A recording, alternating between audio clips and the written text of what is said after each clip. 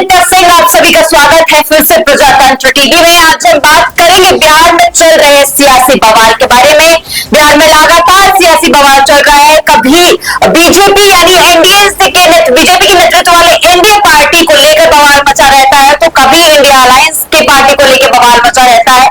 लेकिन अभी इस बार मीसा भारती, लालू प्रसाद यादव की बेटी मीसा भारती ने प्रधानमंत्री मोदी को तीखे हमले बोले हैं। जुबानी जंग जारी हो गई है। जैसे जैसे चुनाव नजदीक आ रहा है वैसे वैसे जुबानी जंग जारी होती जा रही है, तेज होती जा रही है। बिहार में लोकसभा चुनाव को लेकर बीजेपी और आरजेडी नेताओं में जुबानी जंग जारी है। अब आरजेडी नेता लालू प्रसाद यादव की बेटी मीसा भारती ने बीजेपी और पीएम मोदी पर तीखा हमला किया है। मीसा भारती ने कहा कि अगर चुनाव के बाद इंडिया ब्लॉक को जनता ने मौका दिया तो पीएम मोदी समेत सारे बीजेपी नेता जेल के अंदर होंगे। पीएम मोदी के इंडिया ब्लॉक पर मुस्लिम तुष्टीकरण के आरोप लगाने से संबंधित सवाल का जवाब देते हुए मीसा भारती ने कहा, जो इंडिया गठबंधन है वो 30 लाख रोजगार दे रहा है, उसमें उनको तुष्टीकरण दिख रहा है। किसानों की आय हम दोगुनी करने की बात कर रहे हैं, एमएसपी लागू करने की बात कर रहे हैं, वो तुष्टीकरण है। आज जो बेटे के लिए वोट मांगने गए थे, क्यों नहीं परिवारवाद पर बोलते हैं। मुंह बंद हो गया प्रधानमंत्री जी का।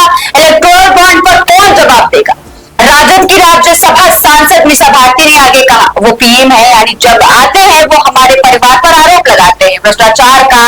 जानते हैं कितना बड़ा भ्रष्टाचार है। अगर देश की जनता ने कल ही हमें मौका दे दिया, इंडिया गठबंधन को मौका दे दिया, तो फिर प्रधानमंत्री से लेकर जितने भी भाजपा के नेता हैं वो जेल के अंदर बंद हो जाएंगे।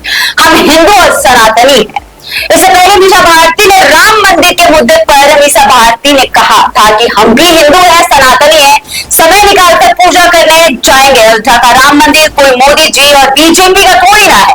नीतीश कुमार की तरफ से पीएम मोदी के पैर छूने के आरोप पर मीसा ने कहा, ये तो हमारे संस्कार की बात है, बस देखना ये होगा कि मोदी जी उम्र में बड़े हैं या नीतीश जी। आपको बता दें कि आरजेडी ने इस बार भी मीसा भारती को पाटलिपुत्र से चुनाव मैदान में उतारा है, जहां उनका मुकाबला बीजेपी के नेता रामकृपाल यादव से होगा। बिहार को 40 सीटें के लिए 7 चरणों में वोटिंग होने हैं, जिसमें पहले चरण में 19 अप्रैल को पहले चरण में वोटिंग होगी, जिसमें शामिल है औरंगाबाद, गया, नवादा और जमुई की सीटें शामिल है। तो वहीं दूसरे चरण में किशनगंज, कटिहार, पूर्णिया और भागलपुर की सीटें शामिल है। तीसरे और चौथे और पांचवें फेज में 15 सीटों पर चुनाव होगा। इस दौरान झंझारपुर, सुपौल, अररिया, मधेपुरा और खगड़िया में वोटिंग होगी। वहीं चौथे चरण 13 मई को है। दरभंगा, उजियारपुर, समस्तीपुर, बेगूसराय और मुंगेर में वोटिंग होगी। पांचवें चरण 20 मई को है। वहां पे 20 मई को सीतामढ़ी, मधुबनी, मुजफ्फरपुर, सहारन और हाजीपुर में वोटिंग होगी। वहीं छठे चरण में वाल्मीकि किरण नगर, पश्चिम चंपारण, पूर्वी चंपारण, शिवहर, वैशाली, गोपालगंज, सिवान और महाराजगंज में वोटिंग होगी। वहीं 7वें यानी आखिरी चरण 1 जून को है, जहां पे नालंदा, पटना साहिब, पाटलिपुत्र, आरा, बक्सर, सासाराम, काराकाट और जहानाबाद में वोटिंग होगी।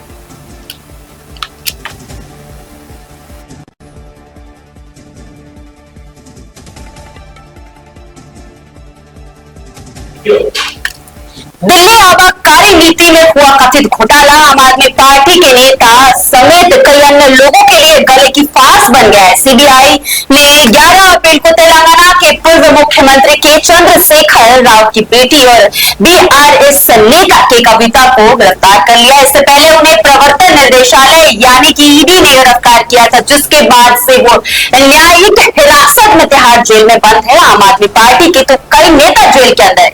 पिछले महीने दिल्ली के मुख्यमंत्री अरविंद केजरीवाल को ईडी ने गिरफ्तार किया था और वो भी न्यायिक हिरासत में तिहाड़ जेल के अंदर है। केंद्रीय जांच ब्यूरो यानी सीबीआई और प्रवर्तन निदेशालय ईडी के उत्पाद शुल्क नीति के संबंध में मामला दर्ज किया गया है। ईडी इस बात की जांच कर रही है कि क्या पॉलिसी का इस्तेमाल कर मनी लॉन्ड्रिंग की गई थी। जानते हैं दिल्ली शराब नीति मामले में कितने नेता जेल के अंदर गए। अरविंद केजरीवाल दिल्ली के मुख्यमंत्री हैं और आप संयोजक भी हैं।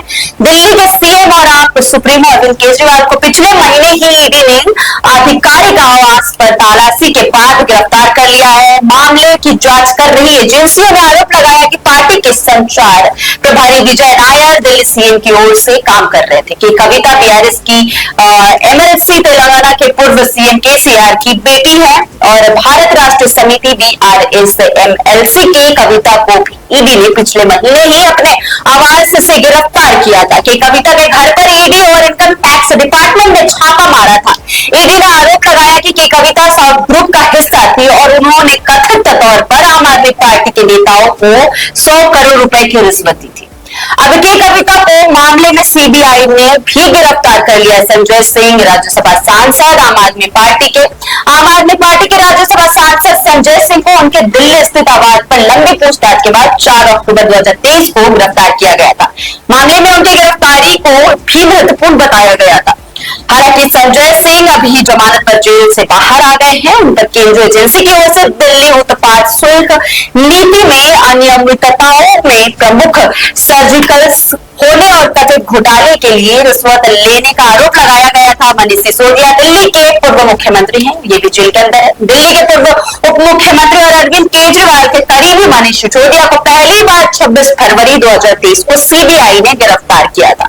9 मार्च 2023 को मामले की जांच के तहत ईडी ने सिसोदिया को एक बार फिर गिरफ्तार कर लिया, जब वो तिहाड़ जेल में बंद थे। ईडी के आरोप पत्र में उन पर नई आबकारी नीति के निर्माण में अतिरिक्त प्रक्रियात्मक भागीदारी में शामिल होने, कुछ शराब कंपनियों के लगभग लाभ के लिए इसे संशोधित करने का आरोप लगाया गया था। विजय नायर आप कम्युनिकेशन इंचार्ज वो भी गिरफ्तार हो चुके हैं। आपके संचार प्रभारी विजय नायर को सितंबर 2022 में शराब घोटाले में सीबीआई ने गिरफ्तार किया था। ईडी ने उसी साल नवंबर में उन पर आरोप लगाया।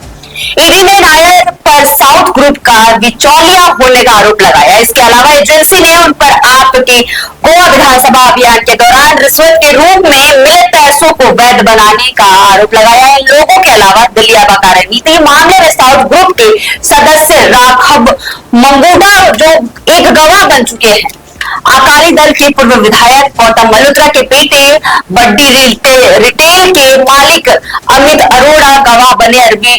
अरविंदो ग्रुप के प्रमोटेड पी शरद रेड्डी, साउथ ग्रुप के सदस्य अभिषेक बोनपल्ली, बूची बाबू गोरंटाल, रिकॉर्ड इंडिया के क्षेत्र प्रमुख ज्ञान बाबू चौरियट, प्रोडक्शन के निर्देशक राजेश जोशी और कई अन्य लोग गिरफ्तार किए गए हैं। इस जांच में शामिल रहे अन्य प्रमुख व्यक्तियों में रेस्तरां मालिक दिनेश अरोड़ा शामिल है, जिन पर 2022 में सीबीआई की ओर से आरोप लगाया गया था, और मेसर्स इंडोसिटी ग्रुप में प्रबंधक निर्देश समीर महेंद्रो, जिन पर उसी वर्ष सितंबर में ईडी की ओर से आरोप लगाया गया था, उन लोगों को हिरासत में ले चुका गया है।